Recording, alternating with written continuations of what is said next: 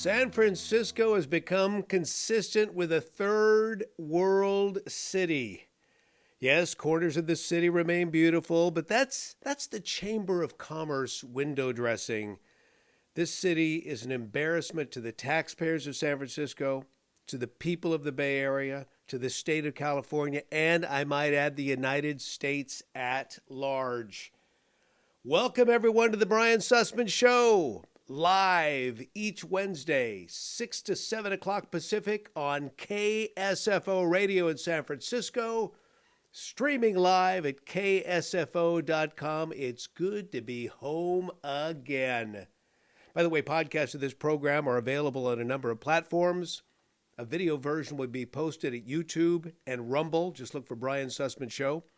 Audio versions will be available wherever you listen to your podcast. Just search for Brian Sussman Show. Make sure you subscribe so you can receive a notification if you would like. Whenever I drop a new podcast, boom, there you go. You can tune in. Podcasts are also available of tonight's program at KSFO.com. San Francisco has become consistent with a third world city. Yes, corners of the city remain beautiful, but that's the Chamber of Commerce window dressing. This city is an embarrassment to the taxpayer of San Francisco. It's an embarrassment to the people of the Bay Area, to the state of California, and to the United States at large. This story that I'm about to share has gone international, but you've been busy working all day, so of course, this may be news to you. What's happening is going to harm the city and the Bay Area further as tourists and conventions will avoid us like the plague. It's why so many are exiting this state by the U-Haul full. Here's the story. You ready for this? It's tragic. San Francisco is facing its deadliest year ever for drug overdoses. You've got to hear these numbers. And by the way, a lot of this has to do with the fentanyl drug supply, but it all has to do with liberal policies. Liberal governmental policies and laws. A liberal mindset that has been instituted through our schools and touted by influencers and talking heads. Now listen to this. In the first 9 months of 2023, the city saw 692 people die of overdoses. 692 people died from drug overdoses in San Francisco, first 9 months. That's more than all those who died of drug overdoses in 2022. This is from information from the city's medical examiner. The city is on track to see more than 800 deaths by overdose this year. That's topping its highest year ever, 2020. August was the deadliest month on record. You have to hear this. It's shocking. During the month of August in San Francisco, there was an overdose death every 9 hours. Some of you are first responders in San Francisco. You know exactly what I'm talking about. That means if you do the math, this year is going to be a 25% increase over last year. It's getting worse, not better. My daughter is an expert in this field. She has worked with a lot of formerly drug-addicted women who were incarcerated for a variety of crimes. She has helped rehabilitate them. And if you were to talk to her, and I consider her to be an expert, she makes it very clear.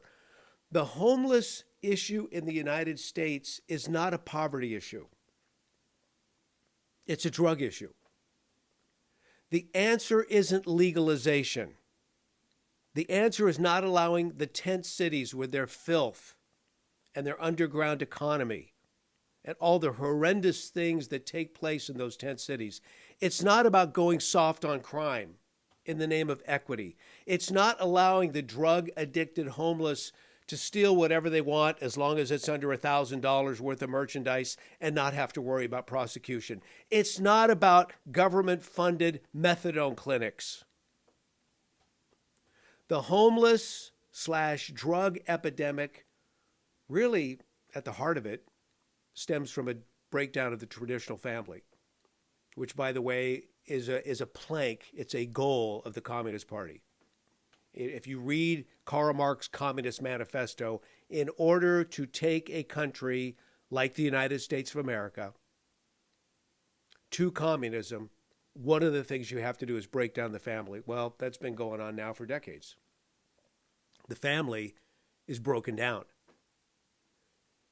I think that's at the heart of this homeless drug epidemic. And then you, of course, have another factor, and it's a real one. It's a lack of authentic religious faith.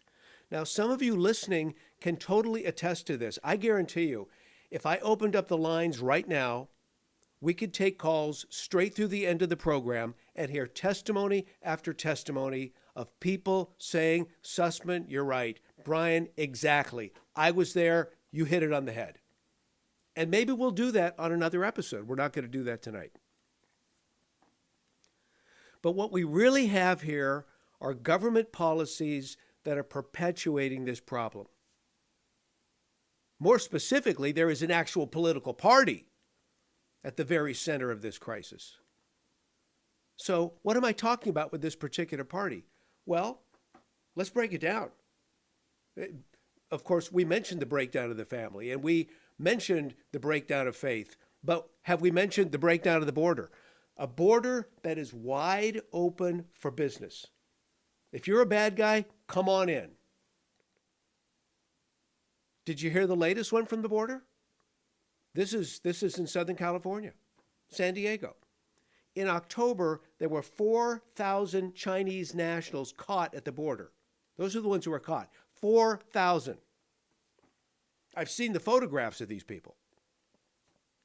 My goodness, the way they are maintaining their composure in terms of their personal stature, it looks to me like they're military trained.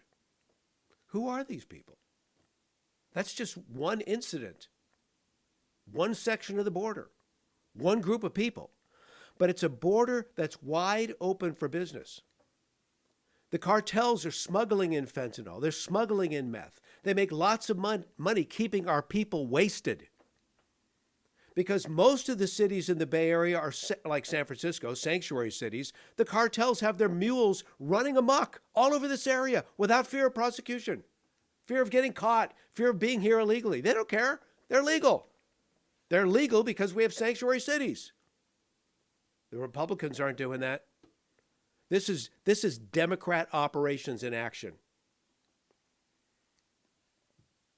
Convicted felons getting out of jail early, getting out of prison early, and when they do, they often go back to the well of crime. As for our enemies and people that are just plain evil, oftentimes these drugs are deliberately dosed to murder Americans.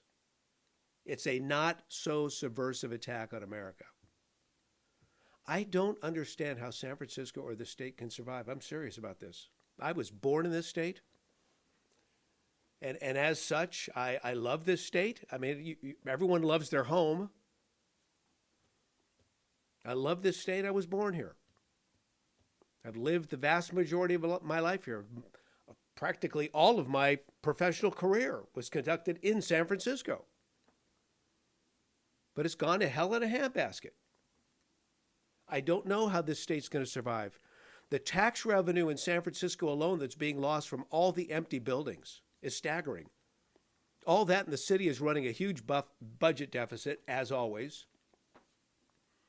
And despite trashing Prop 13, you'd think that the state would have more money in its coffers, but it's having budget issues too. And by the way, do you know what San Francisco did with the homeless during the dictator of China's visit? They put them in hotels. And by the way, this is the next wave in the name of social equity. In fact, just today, the Los Angeles City Council approved a request to officially withdraw a measure from the March 2024 ballot in LA County that would have required, now listen to this, because this is where it's going. This is where it's going. It's a ballot measure that would have required all hotels in the city of Los Angeles to house homeless people, free of charge for the homeless, but of course at great cost to the taxpayer, next to paying guests. Well, it was defeated this time.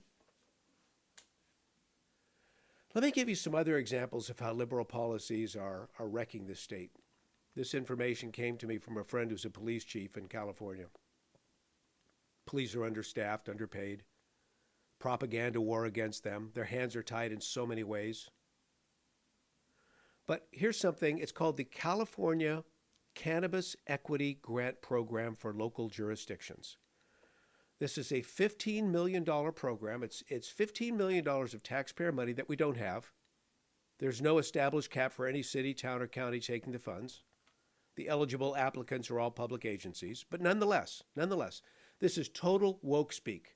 Listen to this. The purpose of the Cannabis Equity Grants Program for local jurisdictions is to advance economic justice for populations and communities impacted by cannabis prohibition and the war on drugs by providing support to local jurisdictions as they promote equity in California and eliminate barriers to entry for the newly regulated cannabis industry for equity program applicants and licensees. Okay, that's a lot of gobbledygook. But did you hear the key words? Economic justice, equity, equity, equity. Let me translate. Whenever you hear those terms, it means a government-determined leveling of the playing field. It means redistribution of wealth. It means Marxism. In my new book, Climate Cult, my old book was Climate Gate.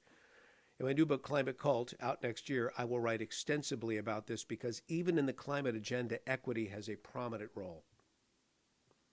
So let me drill down on this cannabis grant program for just a moment. And the push for equity. This state was so wound up to be cutting edge on the issue of voters approving legalized marijuana 7 years ago. They also approved the allowance for unregulated stores. There are many of these unregulated storefronts in operation, but because they're in poorer neighborhoods, no one cracks down in the name of equity. And in these poor neighborhoods where they have these storefront marijuana dispensaries that are not regulated, they're selling marijuana that is loaded with pesticides and other bad stuff. The stores are illegal. They're allowed to stay open. They're in poor neighborhoods. But the liberals believe those people need their pot too. So part of this $15 million for the Cannabis Equity Grant Program is to give these illegal operations cash to supposedly get legal.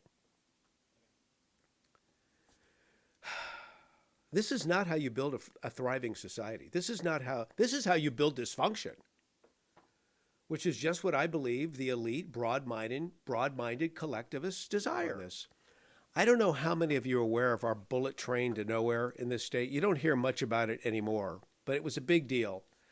It's the bullet train that was good. HighSpeed Rail and the HighSpeed Rail Authority. There was going to be a high-speed rail going from San Francisco all the way to Los Angeles. This has been in the works since 1996. So I'll just give you some bullet points. In 2005, because some of you may be new to this or others of you have just forgotten about it, but it's pretty incredible. 2005, an implementation plan was approved, estimating the entire project would take maybe 10 years to complete. So that's 2005. So they're thinking, hey, we'll get this thing going. I mean, by 2015, we could be there. It's going to take 8 to 11 years. 2008, voters approve a proposition providing $10 billion to fund the 380-mile high-speed rail line connecting San Francisco and Los Angeles. So there's $10 million. That's money from you, money from me, $10 billion. Did I say 10,000? $10 billion. 380-mile high-speed rail line. So in 2008, they said, okay, we're gonna get this thing done by 2020. And there's going to be a total cost of $33 million. Total cost of $33 billion. Millions, billions, thousands, I'm getting screwed up here. So we were going to be $22 billion short, but we were on the way because the taxpayers gave this a $10 billion down payment. So the down payment comes in 2008. It's going to be completed by 2020. We figure we'll get some federal money. Federal money was given, $3 billion. All right, here we go. So 2015 rolls around. It's supposed to be done in 5 years. The train supporters finally won a federal exemption from state environmental regulations. We couldn't even build our own high-speed rail because of our own environmental regulations. But we broke through all that. Jerry Brown was governor of the state. And in 2015, finally, there was a groundbreaking ceremony for the high-speed rail. Now, where did I tell you it was going to travel from and to and from? San Francisco, LA, LA, San Francisco, 380 miles. That was the plan. Finally, a groundbreaking ceremony is held in 2015. It's supposed to be done in 5 years. The groundbreaking ceremony was held in Fresno.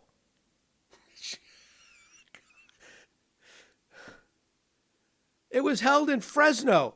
They haven't built 1 foot of track between LA and San Francisco.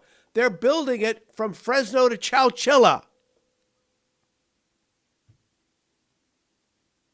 In 2019, then Governor Gavin Newsom gave the green light to continue. Well, Governor Newsom.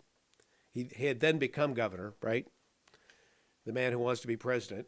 He gave the green light to continue the 171-mile section of track near Fresno.